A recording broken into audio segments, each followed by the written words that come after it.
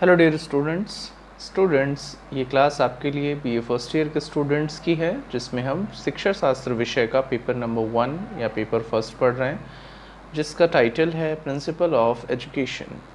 देखिए टाइटल ये लिखा हुआ है आपके सामने, प्रिंसिपल्स ऑफ एजुकेशन। और आज की हमारी कक्षा का टॉपिक है role of family in education, अर्थात हमारे परिवार का शिक्षा में क्या योगदान रहता है, या ऐसे कह लीजिए कि एक बालक की शिक्षा में परिवार का क्या योगदान रहता है, इसके बारे में हम पढ़ेंगे। और और इसको एक और शब्द में ये भी कहा जा सकता है कि परिवार शिक्षा के लिए किस प्रकार उत्तरदायी है, परिवार का प्रमुख महत्व क्या है शिक्षा के लिए। ठीक है, तो इन सारी बातों को आज हम इस क्लास में डिस्कस करेंगे। और ये लेक्चर नंबर 12 है आपका।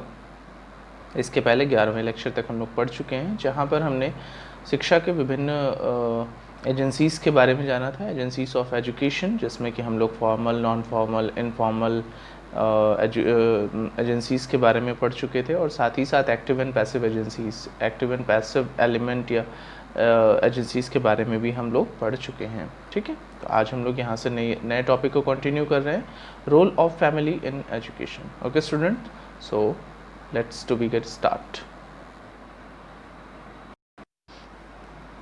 देखिए छात्रों, फैमिली क्या लिखा हुआ है, फैमिली, फैमिली अर्थात परिवार।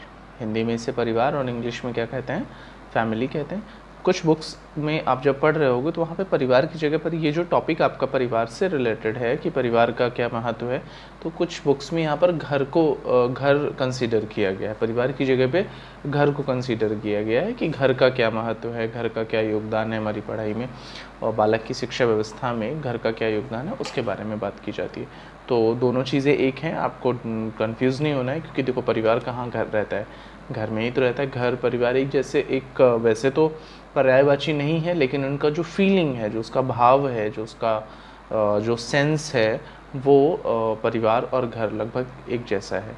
ठीक है ना। बाकी घर तो ईंट गारे का बना हुआ जो मकान होता है, उसमें जब हम सब लोग रहने लग जाते हैं, एक रिश्ते में बंधे हुए लोग उसमें रहने लग जाते हैं, तो वो अपने आप हमारा घर बन जाता है, मकान घर बन जाता है। और जब ये रिश्ते में बंधे हुए लोग जिस जगह पे रह रहे होते हैं उसे ही तो परिवार कहते हैं। तो इसीलिए अगर घर किसी जगह पर लिखा हुआ आ जाता है या एग्ज़ाम में आपसे घर से रिलेटेड पूछते हैं तो कंफ्यूज नहीं होना है, आपको पता होना, आप समझ जाना कि ये परिवार की ही बात की जा रही है। ठीक है, और जब परिवार की बात करेंगे तो उसके बारे में देखिए आपके सामने एक लाइन लिखी हुई है, फैमिली शब्द की उत्पत्ति किससे हुई है, फैमिलस से हुई है। किससे हुई है, फैमिलस से हुई है। और फैमिलस शब्द का अर्थ होता है अ सर्वेंट। क्या होता है अर्थ, अ सर्वेंट। फैमिली शब्द की उत्पत्ति किससे हुई है, फैमिलस से, और उसका अर्थ होता है अ सर्वेंट। यहाँ तक कोई दिक्कत, अर्थात यानी कि जो फैमिली में जो हम सारे लोग हैं, हम लोग नौकर हैं। ये नौकर से ये मत समझ लेना कि वो वाला नौकर नहीं, नौकर का यहाँ पर सर्वेंट का अर्थ होता है कि जो एक दूसरे की सहायता के लिए हमेशा तत्पर रहते हैं। ठीक है, देखो हमारे घरों में, अगर किसी के घर में, आप में से किसी के घर में अगर किसी नौकर को रखा गया है, काम करने के लिए रखा गया है, तो वो नौकर क्या करता है, वो आपके कामों में आपकी सहायता करता है। काम आपके ही होते हैं और वो उनको करता है आके, अर्थात वो आपकी सहायता कर रहा है। हम इस नौकर वर्ड को बहुत ही एक निगेटिव सेंस में लेना शुरू कर देते हैं, बट इसको निगेटिव सेंस में नहीं लेना है, इसको पॉजिटिव सेंस में लीजिए आप। तो नौकर निगेटिव सेंस में अगर आप नहीं ले रहे हैं, उसका पॉजिटिव सेंस लीजिए, तो उसका मीनिंग है कि वो व्यक्ति जो आपके कामों में आपकी सहायता करे, वो होता है नौकर। तो परिवार में हम सब एक दूसरे के कार्यों में एक दूसरे की सहायता करते हैं, तो हुए ना हम सब एक दूसरे के नौकर।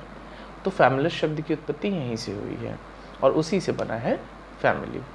ठीक है, तो देखिए आगे लिखा भी है, अर्थात मनुष्य का वह समूह जो सदैव एक दूसरे की सहायता के लिए तत्पर रहे, उसे फैमिली कहते हैं। और हमारे परिवारों में भी बिल्कुल ऐसा ही होता है कि हम लोग सदैव एक दूसरे की सहायता के लिए क्या रहते हैं, तत्पर रहते हैं सदैव। ठीक है ना, किसी को भी कोई ज़रूरत पड़े हमारे घर में, हम लोग रेडी रहते हैं ना। ठीक, तो उसे कहते हैं फैमिली। आगे बढ़िए, समाज की महत्वपूर्ण इकाई है जो फैमिली कहते हैं। फैमिली क्या है, समाज की महत्वपूर्ण इकाई है। सामाजिक संगठनों में परिवार सबसे प्राचीन और प्रमुख संगठन है। जिस सामाजिक समूह में पति और पत्नी तथा उनके बच्चे साथ रहते हैं उसे एकांगी परिवार कहते हैं। ये तो आप जानते ही हैं। ठीक है, एकांगी परिवार और संयुक्त परिवार, एकल परिवार या संयुक्त परिवार ऐसे भी तो समझाया जाता है। तो एकांगी परिवार में या एकल परिवार में कौन रहते हैं? पति पत्नी और उनके बच्चे। और संयुक्त परिवार में कौन रहते हैं? पति पत्नी और उनके भाई बहन या 2 से 3 पीढ़ी के सदस्य, सभी लोग एक साथ मिलजुल कर एक ही छत के नीचे रहते हैं, तो उसे हम क्या बोलते हैं? संयुक्त परिवार कहते हैं। ठीक है स्टूडेंट्स, चलिए आगे देखते हैं। क्लेयर के शब्दों में यहाँ से मैं कुछ आपको परिभाषाएं बताऊंगा जो प्रमुख शिक्षा शास्त्रियों एवं समाज शास्त्रियों के द्वारा दी गई हैं। तो देखिए पहली परिभाषा यहाँ पर क्या है? परिवार से हम संबंधों की व्यवस्था समझते हैं जो माता पिता तथा उनकी संतानों के बीच पाई जाती है, जो माता पिता तथा उनकी संतानों के बीच पाई जाती है। ठीक है, आगे देखिए। शैक्षिक दृष्टि से परिवार बालक की प्रथम पाठशाला है। शैक्षिक दृष्टि से परिवार क्या है? बालक की प्रथम पाठशाला है। बालक की शिक्षा में परिवार या घर के महत्व पर प्रकाश डालते हुए विभिन्न शिक्षा शास्त्रियों ने अपने विचार व्यक्त किए। अब ये तो सामाजिक दृष्टि से था कि परिवार से हम संबंधों की व्यवस्था समझते हैं जो माता पिता तथा उनकी संतानों के बीच पाई जाती है, ये क्लेयर के शब्दों में। अब शैक्षिक दृष्टि से बात करें तो शैक्षिक दृष्टि से क्या कहा जाता है कि परिवार बालक की प्रथम पाठशाला है और बालक की शिक्षा में परिवार या घर का जो महत्व है उससे रिलेटेड कई शिक्षा शास्त्रियों ने अपने विचार प्रस्तुत किए। वो विचार क्या हैं? देखिए आगे के टॉपिक्स में देखते हैं। देखिए क्या है, जॉन लॉक के अनुसार, लॉक ने क्या बोला? लॉक कहते हैं कि यदि बालक को परिवार से अलग रखा जाए तो उसका व्यक्तित्व या व्यवहार जटिल हो जाएगा। अगर वो परिवार में नहीं रहेगा तो क्या होगा? उसका जो व्यवहार होगा ना वो जटिल हो जाएगा, मतलब बड़ा टिपिकल हो जाएगा। वो उसमें ना तो फीलिंग्स होंगी, ना किसी की रिस्पेक्ट करने का भाव होगा, ना किसी की हेल्प करने का भाव होगा, बिकॉज़ ये सारी चीज़ें हम अपने परिवार से ही सीख रहे होते हैं। ठीक है ना, हम अपने परिवार का जैसा माहौल होता है, एक बालक अपने परिवार में जैसा सीखा हुआ होता है बिल्कुल सेम वैसे ही बिहेव करता है बाहर। ठीक है, तो एक बालक को यदि परिवार से अलग रख दिया जाए तो उसका जो व्यक्तित्व होगा या उसका जो बिहेवियर होगा वो जटिल हो जाएगा, मतलब समाज के अन्य लोगों के साथ वो मिक्सअप नहीं हो पाएगा, उनके साथ सामंजस्य नहीं बैठा पाएगा। आगे देखिए, कॉमेनियस के अनुसार, कॉमेनियस कहते हैं कि शैशव काल के लिए प्रत्येक परिवार में एकमात्र शिक्षालय होना चाहिए। मतलब जो शैशव काल यानी कि जो छोटा सा जो बच्चे पैदा होता है उसका 3 साल तक का जो काल होता है वो शैशव काल कहा जाता है। ठीक है, तो उस काल में प्रत्येक परिवार में एकमात्र शिक्षालय होना चाहिए। तो मतलब उसका जो शिक्षालय है वो एक तरीके से क्या है? उसका परिवार है। यहाँ पर गांधी जी ने भी कुछ कहा। गांधी जी कहते हैं कि बालक को प्रथम 5 वर्षों में जो शिक्षा मिलती है फिर वो कभी नहीं मिलती। यानी कि एक बालक को पहले 5 वर्ष अर्थात जन्म के बाद जो पहले 5 वर्षों में जो शिक्षा मिल जाती है वो उसे जीवन में कभी नहीं मिलती, क्योंकि वो दोबारा उन 5 वर्षों का नहीं होगा और तब तक वो मैच्योर मतलब थोड़ा तो समझदार हो ही चुका होता है, क्योंकि उन पहले 5 वर्षों में वो क्या क्या सीखता है? वो स्नेह सीखता है, क्योंकि उसको परिवार में किससे कैसा स्नेह मिल रहा है वो उसके प्रति ज़्यादा लगाव हो जाता है। सबसे पहली चीज़ तो वो यही सीखता है। फिर भाषा का ज्ञान सीखता है, अपनी संस्कृतियों के बारे में थोड़ा थोड़ा सीख चुका होता है। ठीक है, और अपने परिवारीजनों के साथ में किस प्रकार से खेलना कूदना, किसके साथ कौन उस बच्चे के साथ में ज़्यादा स्नेहपूर्ण व्यवहार रखता है, कौन कम स्नेहपूर्ण व्यवहार रखता है, उससे छोटी छोटी जो नैतिक बातें हैं उन बातों का ज्ञान इन 5 वर्षों में अच्छे से करा दिया जाता है और इवन हो भी जाता है, क्योंकि घर में जैसा माहौल होता है बच्चा उसके अनुसार वो परिपक्व हो चुका होता है इन 5 वर्षों में।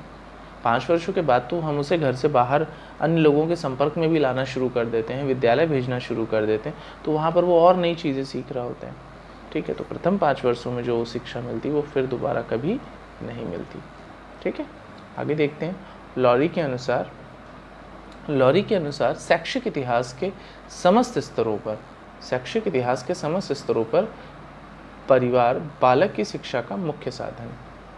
यानी कि शिक्षा का इतिहास अगर उठाकर देखें तो जो परिवार है वो बालक की शिक्षा का सबसे प्रमुख साधन निकल कर आता है। ठीक है, पेथोलॉजी ने भी कुछ कहा है इसके बारे में। पेथोलॉजी ने तो साफ साफ बोला कि घर शिक्षा का सर्वोत्तम स्थान और बालक का प्रथम विद्यालय है। अर्थात जो घर है जो घर है वो शिक्षा का सर्वोत्तम स्थान है, शिक्षा प्रदान करने के लिए सबसे बेस्ट प्लेस है और बालक का फर्स्ट स्कूल है। कौन? घर। या देखो मैंने बोला ना कि घर भी कुछ जगहों पर आ सकता है, तो देखिए पेसोलॉजी ने घर के अनुसार परिभाषा दी, वो आपके सामने है। ठीक है, तो घर शिक्षा का सर्वोत्तम स्थान है और बालक का प्रथम विद्यालय है। तो यहाँ हमने जाना कि किस प्रकार ये जो परिवार है और परिवार में जो शिक्षा है, परिवार के द्वारा जो शिक्षा दी जाती है, वो किस प्रकार एक बालक के लिए बहुत बहुत बहुत ज़्यादा इम्पॉर्टेंट है। किस प्रकार एक बालक के लिए बहुत इम्पॉर्टेंट है, बिकॉज आप समझ पा रहे होंगे इस चीज़ को कि जो बालक है वो पहले जो 5 वर्ष होते हैं, जब वो जन्म लेता है, उसके बाद से वो लगातार सीखना शुरू कर देता है। उसका ये मतलब नहीं कि वो चल फिर नहीं रहा, वो सिर्फ लेटा हुआ है, वो कुछ बोल नहीं रहा तो वो कुछ सीख नहीं रहा। वो अपने जन्म के पहले दिन, पहले क्षण से सीखना शुरू कर देता है, अर्थात वो स्पर्श को पहचानना शुरू कर देता है। और पहला स्पर्श उसे अपनी माँ से मिलता है, क्योंकि वो उनके ही गर्भ में होता है, और बाहर आने के बाद वो वैसा ही स्पर्श ढूंढने का प्रयास करता है। और जब उसे वैसा ही स्पर्श मिल जाता है तो आंखें उसकी नहीं भी खुली होती, तो उसे पता चलता है कि ये वही है, और वो उनके साथ अपने आप को सेफ महसूस करने लगता है। फिर धीरे धीरे वो बड़ा होता है, फिर और लोगों का स्पर्श वो महसूस करता है, और फिर उसको वो सीखता जाता है कि इनमें से कौन सा स्पर्श मुझे दुलार दे रहा है, कौन सा मुझे प्यार दे रहा है। तो ऐसे ऐसे धीरे धीरे ये कॉन्सेप्ट वो जैसे जैसे बच्चा बड़ा होता जाता है, वैसे वैसे वो चीज़ों को सीख रहा होता है। लोगों की ध्वनियाँ, लोगों की आवाज़ों पर रिएक्ट करना वो शुरू कर देता है। पहले 6 महीने तो ऐसा कुछ नहीं होता, लेकिन 6 महीने बाद लोगों की आवाज़ पर रिएक्ट करना, चुटकी बजाता है, कोई ताली बजाता है, कोई हंसता है, कोई डरावनी आवाज़ बनाता है, तो उससे वो रिएक्ट करना शुरू कर देता है। तो वो सारी चीज़ें वो सीखता है। जैसे तेज़ साउंड से वो एकदम से डर जाता है, और एक मिमिक्री भरे साउंड से वो खुश हो जाता है। तो वो सब क्या है, वो चीज़ें वो सीख रहा है। ठीक, फिर और थोड़ा बड़ा होता है तो बच्चे को बोला जाता है बेटा प्रणाम करो, ये हमारे बड़े हैं। जैसे 3 साल का हो गया या थोड़ा थोड़ा बोलना सीख गया, तोतली भाषा में बोलने लगा, तो हम उसे बोलना सिखाते हैं, शब्दों का ज्ञान कराते हैं। अब जैसे बच्चा है वो स्टार्टिंग में तोतला होता है, मतलब साफ वर्ड नहीं बोल पाता, तो हमें बड़ा प्यारा लगता है कि वो तोतला बोल रहा है। लेकिन अगर हम वहाँ से उसकी आदत को सुधारें, उसको साफ साफ शब्दों का उच्चारण करना सिखाएं, तो उसका तोतलापन वो ख़त्म हो जाता है, वो शब्दों को साफ साफ बोलने लग जाता है और बहुत अच्छे से बोलने लगता है। अगर हम उसके साथ इस चीज़ का ध्यान ना दें, हम खुशी में रह जाएं कि अरे मेरा बच्चा बहुत ऐसे बोल रहा है, तो उससे क्या होता है कि वो फ्यूचर में आकर वो वैसे ही तोतला भी रह सकता है। ठीक है, तो ये सारी चीज़ें हमें परिवार से ही सीखने को मिल जाती हैं कि हमें किस प्रकार से बोलना है, किस प्रकार से ईश्वर की पूजा करनी है, किस प्रकार बड़ों का आदर करना है। और ये चीज़ें तो जीवन पर्यंत हम सीख रहे होते हैं, लेकिन इसकी जो शुरुआत है, जो इसकी जो नींव है, वो हमें हमारे जो पहले 5 वर्ष होते हैं, या किसी भी बालक के जन्म के जो पहले 5 वर्ष होते हैं, उन्हीं में उसे सीखने को मिलता है। और ये सीखता कहाँ है? वो अपने परिवार में, अपने सभी अपने सगे संबंधियों के बीच में सीखता है, और कम से कम अपने माता पिता से सीखता है। अगर एकांगी परिवार में है तो माता पिता ही होंगे, भाई बहन भी हो सकते हैं, और अगर संयुक्त परिवार है तो और भी कई सगे संबंधी और रिश्तेदार होंगे, जिनसे वो इन सारी बातों को सीख पा रहा होगा। ओके स्टूडेंट, तो आज के कॉन्सेप्ट में हमने क्या जाना कि परिवार क्या है, और परिवार किस प्रकार से शिक्षा में हमारी सहायता करता है, या परिवार का क्या उत्तरदायित्व है हमारी शिक्षा में। तो ये कुछ बातों को हमने आज की कक्षा में जाना। ठीक है स्टूडेंट, तो इसके बाद हम लोग अगली कक्षा में परिवार से ही रिलेटेड एक नया टॉपिक लेकर पढ़ रहे होंगे। Role of family in education ही टॉपिक रहेगा, बस इसका हम एक स्टेप आगे बढ़ जाएंगे। ओके स्टूडेंट, तो आज की क्लास में हम लोग इतना ही रखते हैं। नेक्स्ट क्लास में इसी टॉपिक को कंटिन्यू करेंगे। तब तक के लिए धन्यवाद।